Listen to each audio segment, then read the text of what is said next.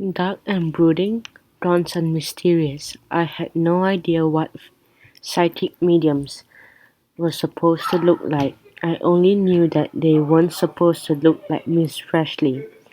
The next morning before class started, the tiny teacher greeted Benny and me at the door, wearing a huge smile and a red and white striped top that tall enough to hide one of her students under. Her curly hair looked like a corkscrew pasta dyed electric orange. Her overalls spotted a purple dinosaur on the front. "Hi boys, what can I do for you?" Miss Freshley asked, simultaneously wiping one kid's nose, hugging another student and tapping artwork to the door.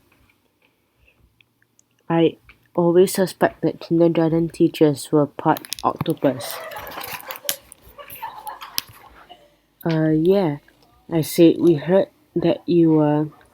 Will you hold a seance for us?" asked Benny, getting right to the point. Miss Freshley blinked in surprise, checking on her students before replying. "I try to separate my personal life with school life," she half whispered. I could relate. The morning I had to put the D word, divorce that is not donuts, out of my mind, just so I could function at school. But Miss Freshley didn't have worried about her students overhearing our psychic talk. The little rugarts were bouncing off the walls, jamming crayons up their noses, singing gibberish songs, and doing everything but listening to her. "It's kind of important," I said. "You know what? You know that kid who went into coma yesterday?" Miss Freshley clapped a hand to her rainbow sweater-covered chest. "Oh my, that poor boy. We and Mrs. Tamasisi think a haunting might have caused it," said Benny, "and we need your help to talk with the, uh, ghost and find out." Her green eyes went as round as the wheels of the bus that go round and round. "Spirits? At our school?" "That's our best guess," I said.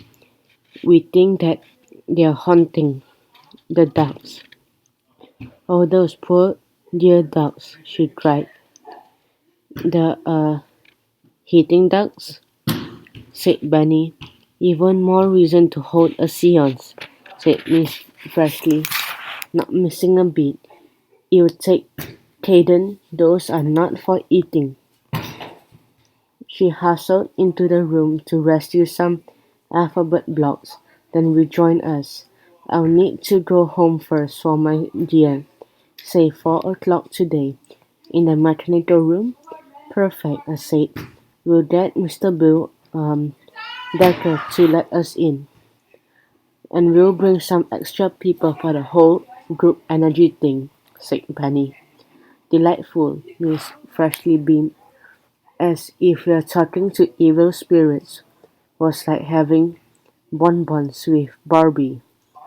I'll see you after. Olivia, what did I say about putting graham crackers down your pants?" And she rushed off to deal with another kindergarten emergency.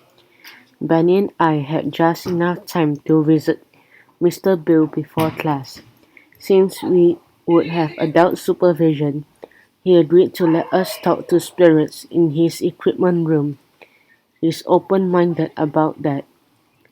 He's open-minded that way. The custodian also mentioned that Principal Johnson had asked him to help figure out whatever had caused Jose's coma. Plus, he checked inside the heating vents, as Mr. Chu asked, but he hadn't found any confused possums or lost raccoons. That meant the problem was either ghosts or something completely unknown. Somehow, that wasn't very reassuring. Morning lessons passed as morning lessons do. We learned more about Hercules and other Greek heroes, and started making our own cardboard shields and helmets. We got the lowdown on the water cycle.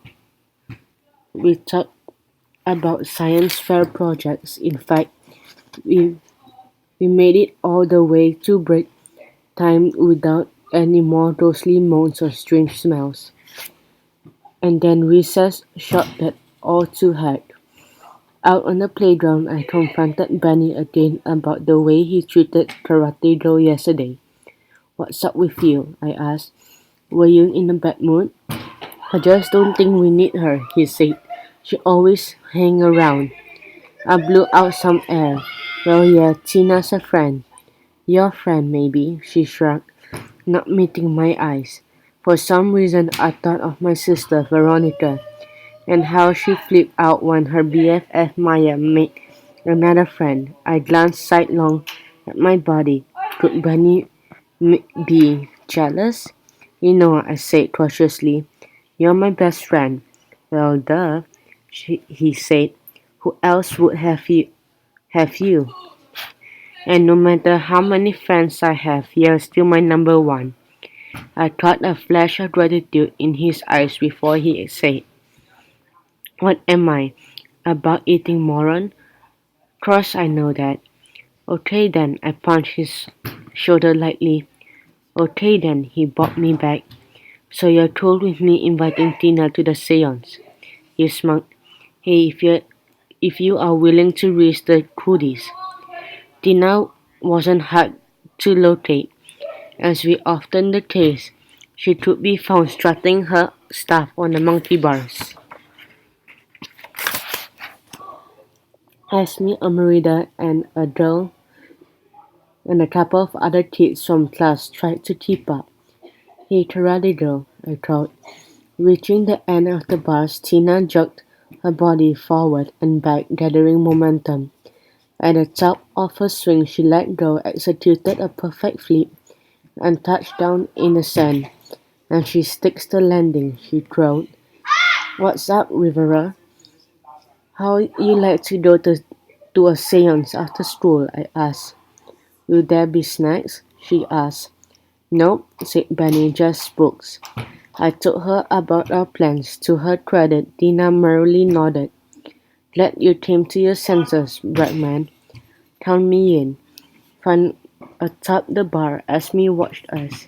She wore a black cat t-shirt that read "Pure Evil," and she had on the same ridiculous amount of eyeliner as before. I wondered if her mom knew Esme was swiping her Maybelline Great Lash. I also wondered how much Esme had overheard. But before I could find out, a yell erupted somewhere behind us. I spun. A third grade girl was staggering in our direction. "Beware," she screamed. "They're here, no escape." Kids fled before her like cats avoiding bath time. A dark-haired girl trailed the third grader, her face tight with concern. Staring ahead blindly, screamed girl strapped on the wooden sandbox border and stumbled. She careened into me, gripping my t-shirt for support. "Horrible, horrible," she wailed into my face. Her breath smelled like oranges. What's horrible?" I asked. Prickles erupted along my shoulders and arms. Could the ghost have struck again? Suddenly she sighed. "Nobody came to my party. Not even one person," screamed Joe whimpered. "Everyone hates me." "Well, I'm sure if they got to know you," Tina began. And then screamed Joe's eyes rolled back in her head. She sighed, and she sprawled like a boneless chicken. I only just managed to keep her head from smacking the sandbox edge. Now that she wasn't raving, everyone crowded around. We shook Scream Girl's shoulder and patted her cheek, but she was out cold, just like Jose. "Somebody get Mrs. Johnson," said Benny. Amarita took off like a roadrunner with its tail feathers on fire. Benny's eyes met mine. He didn't have to speak. His expression said it all. "Another one?" I scanned the faces around us until I spotted Swingdale's dark-haired friend. You, I said. She pointed to herself. Abby. What happened to her, did you see? Abby's shoulder climbed almost up to her ears. I I don't know. Trin was off behind her. She indicated the building that housed the mechanical room, the arts classroom, and the playground equipment storage. I heard a scream, and she ran out like a slasher was after her. At this cheerful thought, a chill struck the group like an ice cream headache, only a lot less sweet. The kids around us watched the building uneasily. Tina's eyes narrowed. I don't like the looks of this. Oh, really? Said Bunny sarcastically. I thought it was right up there with pony rides, fuzzy slippers, and frozen sneaker bars. She glared, and he stuck his tongue out. I'm Joe in coma here, I said. Hello? Bunny cleared his throat and turned away. Karate girl busied herself fussing over the unconscious Trin.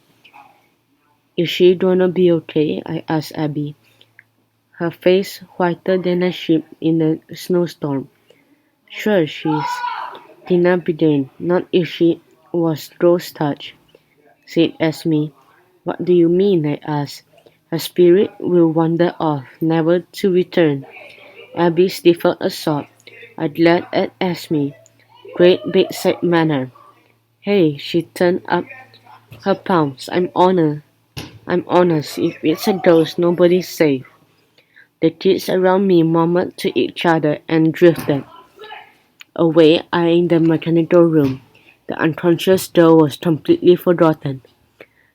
Way to cause a school-wide panic, said Benny. The truth will set you free, said Esme. But first, it will take you off. Tina snorted. I bet you don't get invited to a lot of parties. Why no, said the new girl, considering. I don't. Parties. That reminded me of what Trin had said. Nobody came to my party. It didn't make any sense. Why? Just then Mrs. Johnson arrived, trailed by Miss Kopek, the school nurse. After shooing the four of us away, they lifted Trin onto the stretcher and carried her toward the office. This school is kind of different, said Esme, watching them go. Girl, said Tina, you have no idea.